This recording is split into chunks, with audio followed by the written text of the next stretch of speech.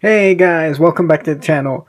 I know I've been gone for a while, like not posting anything for a little while, so I cooked this up. It's a what if Deku was Spider-Man? Yeah, I know.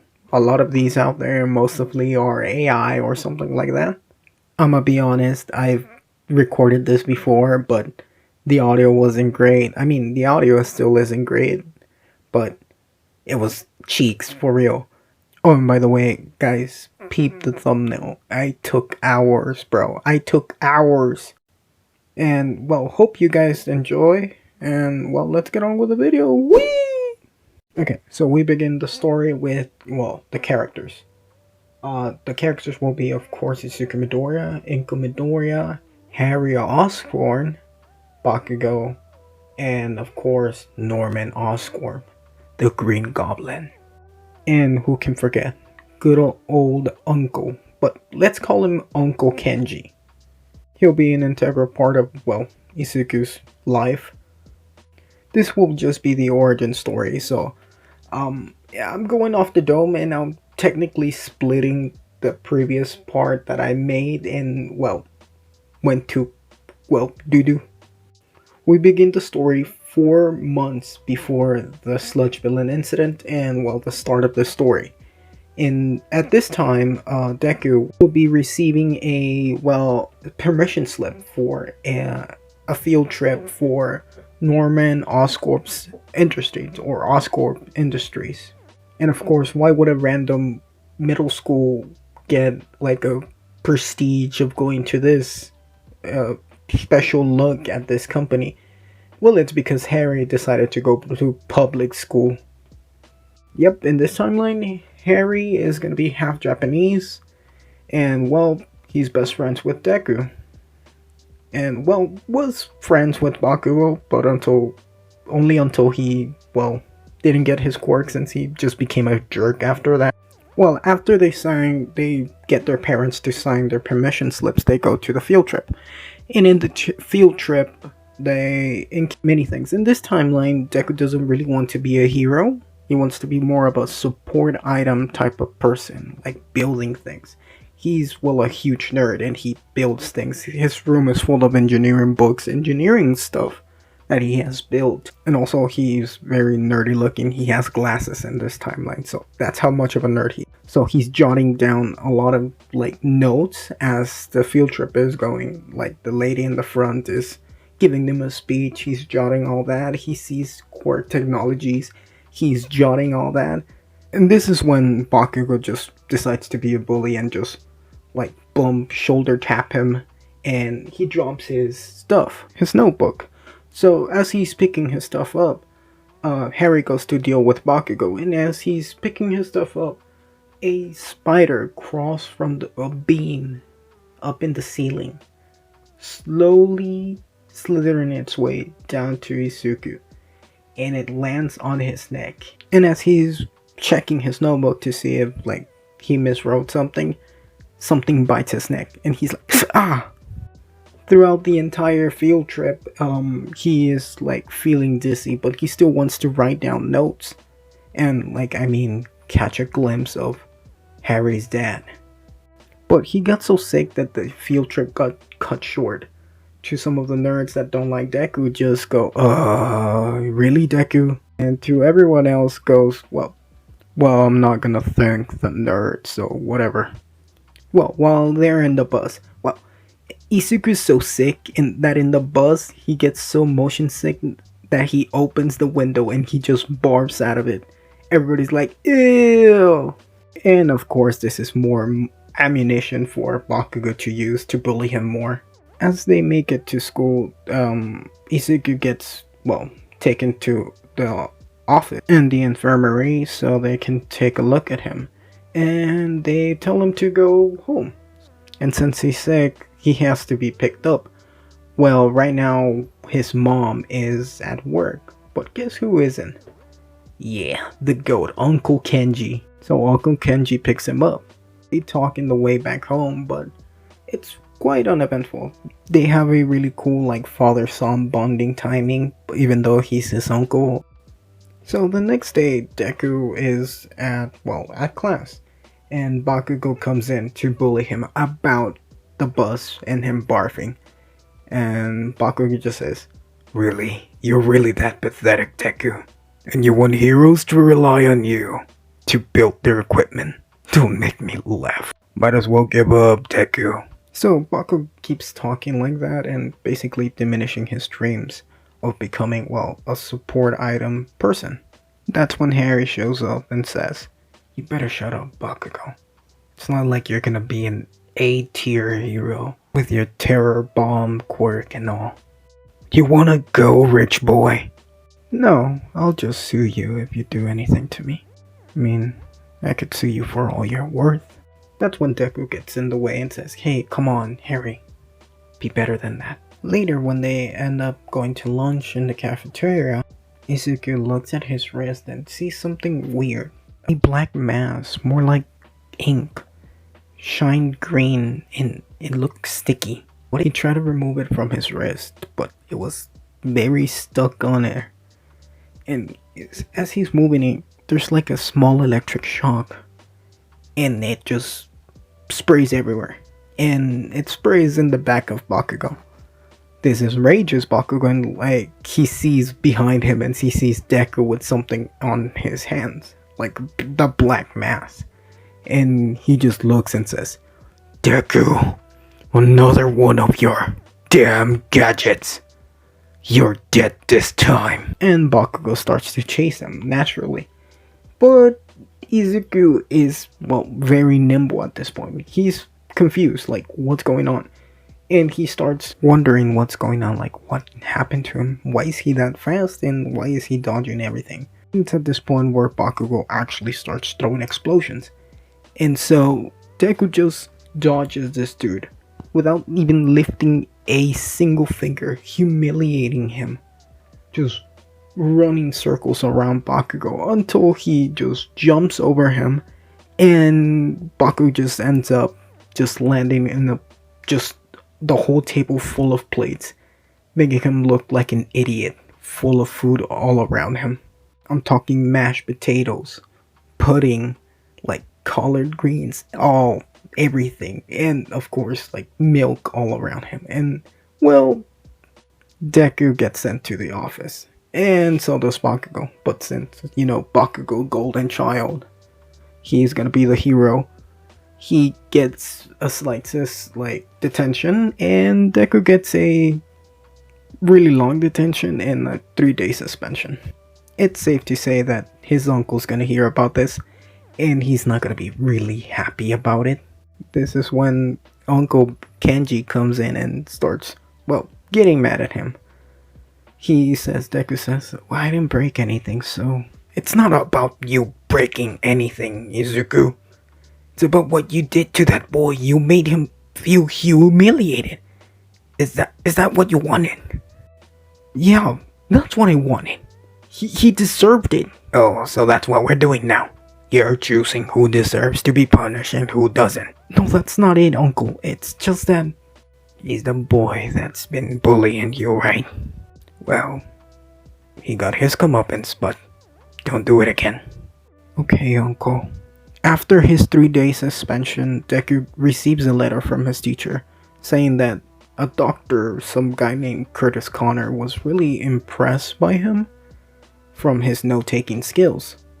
And he wants to give him, well, a pseudo internship for middle schoolers. Izuku's beyond stoked. He knows Curtis Connor. He's a leader in geneticists and cross-quirk species genetics.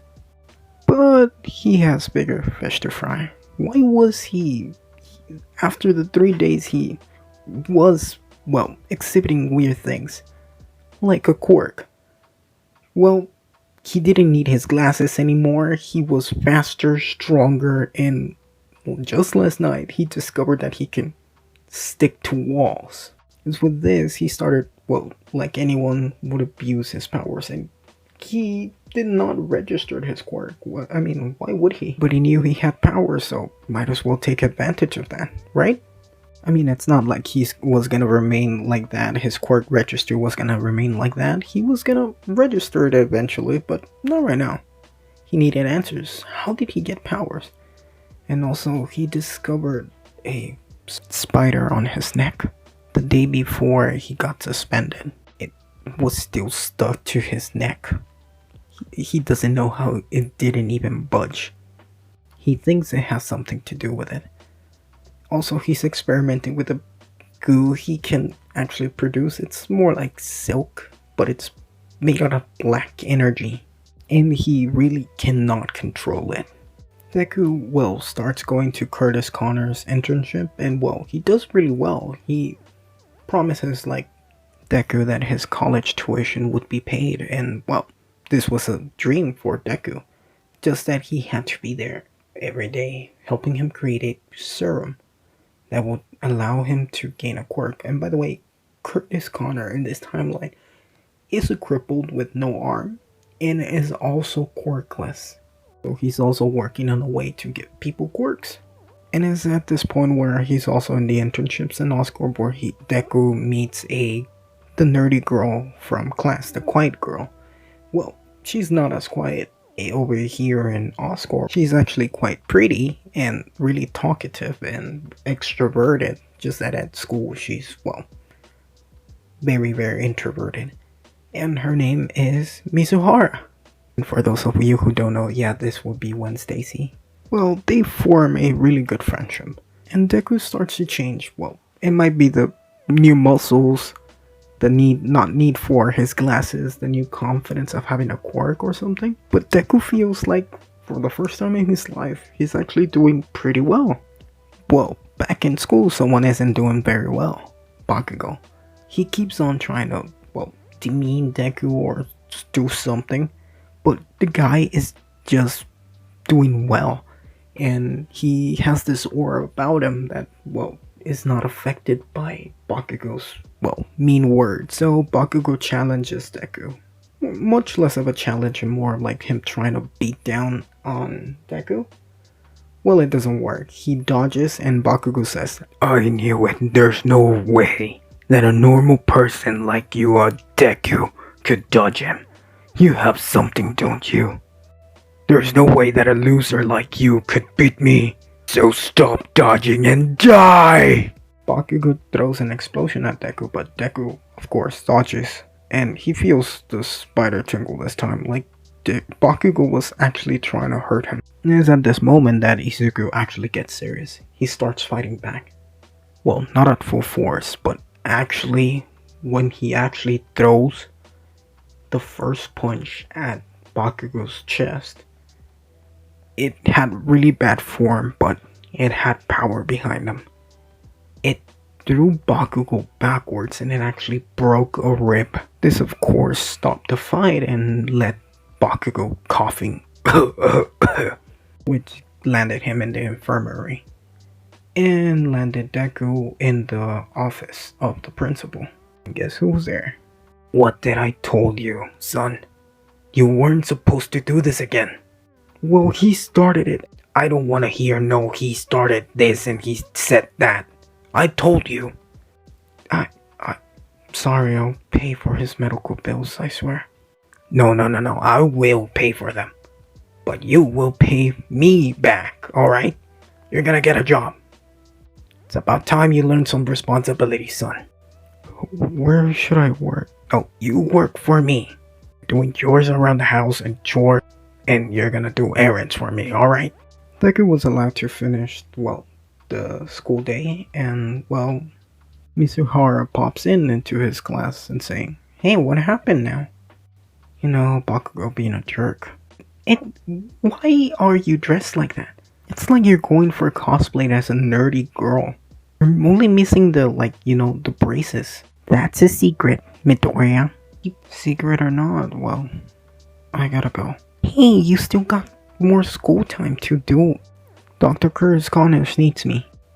It's at this point where Deku just starts doing Curtis Connor's work over and over and over, trying to do a serum that will actually give people powers. Which disappointed his uncle since he didn't know what he was doing, and he was really disappointed in him. He thought his, well, nephew was a delinquent or something. Slacker. He had no responsibilities, but I digress. It's in one of these days where Izuku's working with Dr. Connors that they actually cracked the code to the quirk serum. And, well, Dr. Curtis Connors is really, really happy with Izuku. He's praising him, but Izuku at this point had around like 20 missed calls from, well, his mom, and about 30 missed calls from Uncle Kenji. And he just winces, oh, I'm gonna be in trouble. And he says to Dr. Curtis, it's a bit late, so I'll leave you, Doctor. Oh, but of course, you can leave. We can celebrate later. Actually, we can celebrate when you're around 18. We can have some drinks together. And when he actually manages to get home, guess who's in the front door? Uncle Kenji. And he is mad. And he calls right in front of him, calls his phone. And it rings. And Izuku's about to, well, hang up since he's in front of him. And Uncle Kenji just, oh, don't bother answering it. At least I know right now that it actually works. Izuku says, sorry, Uncle, I had something really important. Oh, really? Important? More important than your own mother? My sister, your mother, was walking because none of the train stations were working. He needed you, her son, a man, to walk her, to make her feel safe. And what did you do? You had other things to do. More important than my sister. Inko tries to say, wait, brother, it's fine. I really didn't mind walking. No, you're babying him. He needs to learn his responsibilities as your son and as a man. Listen, your father was a great man and you remind me of him. You're both brilliant. But he had a saying that brilliant men like you should follow. Brilliant men like you and him had a gift in their heads. And they had the responsibility to share those gifts with the world. But first they gotta learn responsibilities. Not just be out there being delinquents. Oh really? Then why doesn't he say that? Why didn't he say it to my face? Why did he go to America and die over there? You think it was his responsibility to tell me this? Oh, please. Izuku, you know. No, please, you. I have been dutifully working with this family and for myself to become smarter. I have studied. I wasn't born smart. And about your speech about responsibility, yes, I have responsibility. I just did something great. But nobody sees that because I'm just a quirkless guy that is gah. Izuku turns his back and leaves and slams the door, and it actually breaks off his hinges. And, well, Uncle Kenji, walks behind him, trying to make sure he's okay. Izuku, using his new abilities, actually turns the corner and wall crawls up a building, and, well, he disappears. Then after that, he goes to buy something at a convenience store. Tries to buy some, I think, like a drink or something.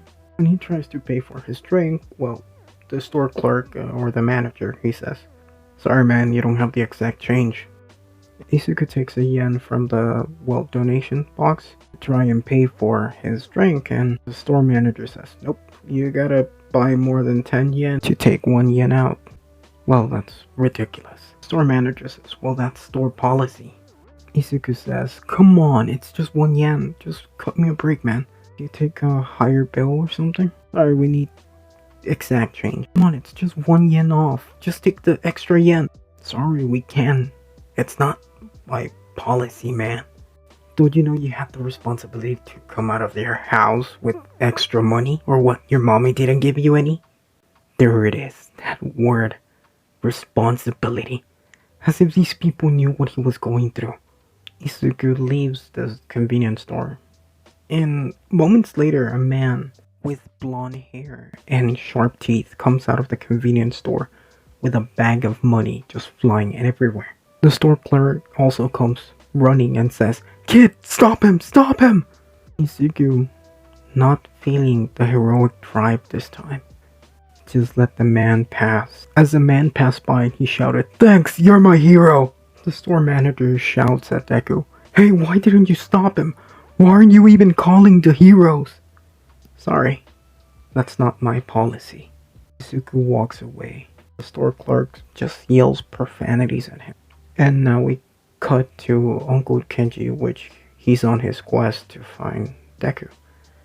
And well, he finds something else. A man running with people shouting, "Hey, stop him!" The man keeps shouting, "Out of my way! Out of my way, losers!" It's at this moment when he bumps with Uncle Kenji and he drops the bag of money. Uncle Kenji, seeing that this man was a robber, held onto the bag, jumped at it. He held it tightly and the man said, "Hey, let her go, old man!" He bravely said, "No, make your own money, hooligan." And so the robber wasn't dealing with any of this, and so he activated his quirk. His quirk's name was Spike, and he jammed this spike directly into Uncle Kenji's chest and ran with a bag of money. Izuku noticed a commotion in front of him. There was people and a man laying on the ground, bleeding out.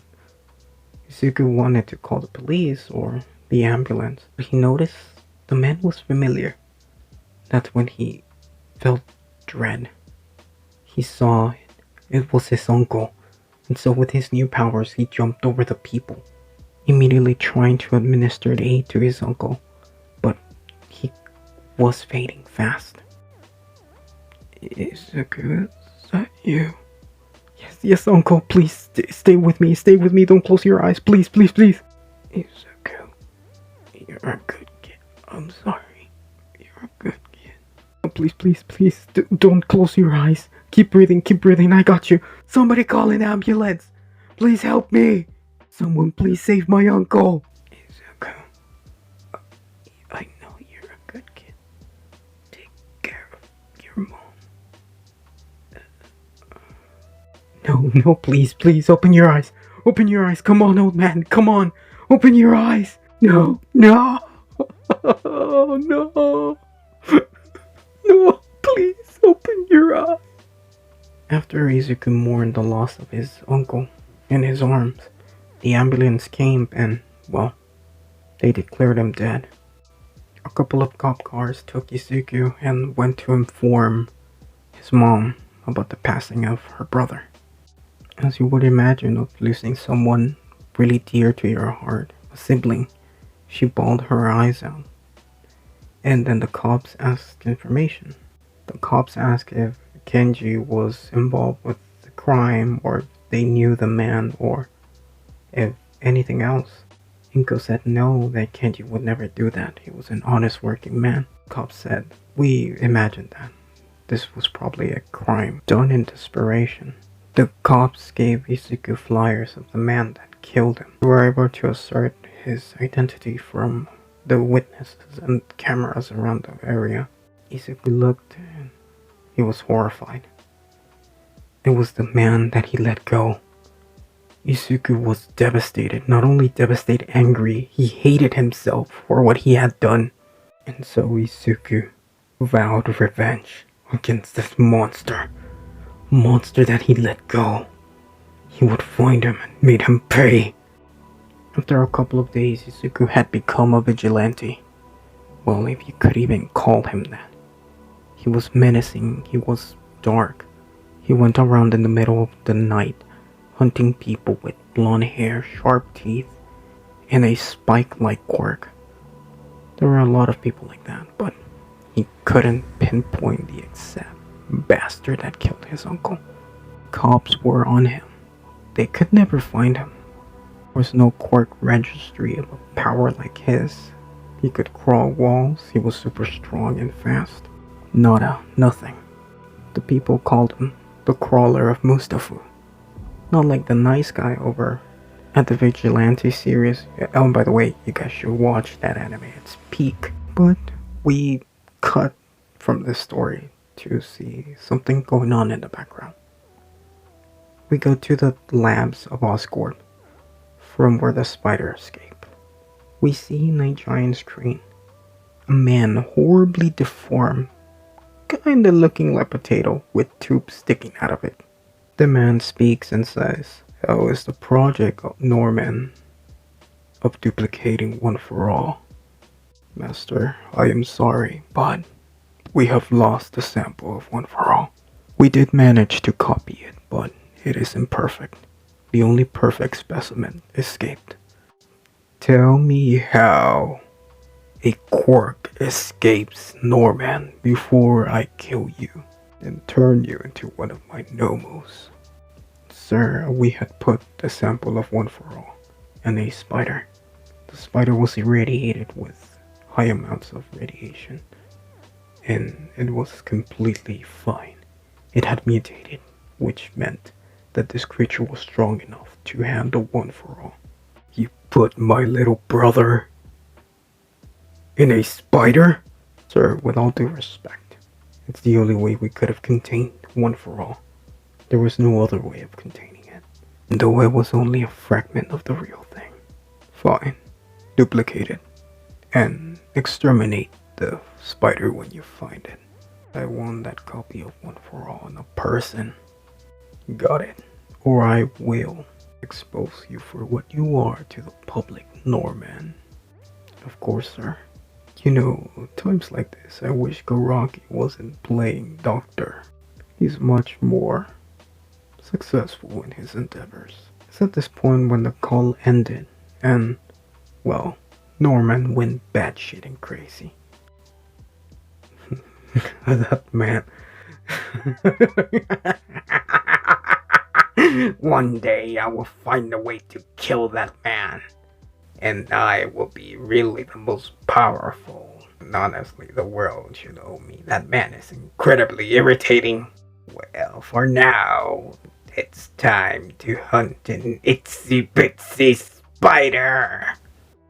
Alright boys, that's the end of the video. Hope you guys liked it. I really spent a lot of time, even though it's right off the dome.